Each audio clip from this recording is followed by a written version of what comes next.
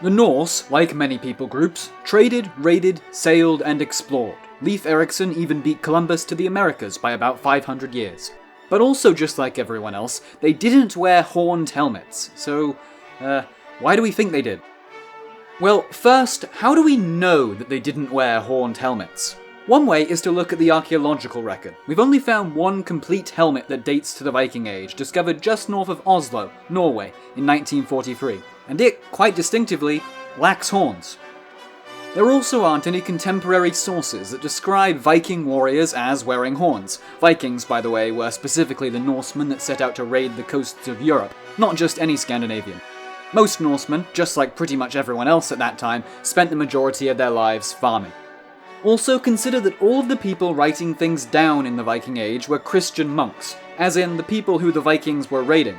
You would think that they, who had every incentive to demonize the Vikings, might have mentioned it if they had been attacked by men wearing devil-esque horns. I mean, that would have practically written itself. More importantly though, the Vikings didn't wear horned helmets because it would have been counterproductive. If you put a big sheet of metal on your head to stop someone else from stabbing, slashing, or shooting you there, the last thing you want are two easily grabbable handles sticking out the sides of it for someone to use to wrench the thing off of your head. That's not to say that no one ever wore horned or otherwise decorated helmets at all though. They just weren't used in battle.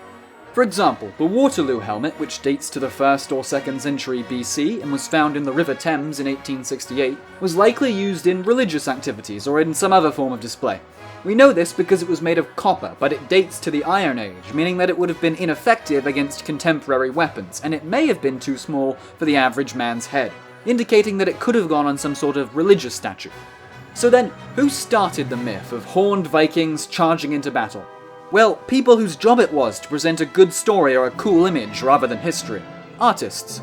Specifically, 19th century artists, but the work that made the horned helmet stereotype persist until today, for over 150 years, came about in the 1870s, when Wagner, famous for the Ride of the Valkyries, which has been playing in the background of this video, staged his popular Norse-inspired opera, This, and the costume designer, Carl Doppler, decided to have the Viking characters wear horned helmets.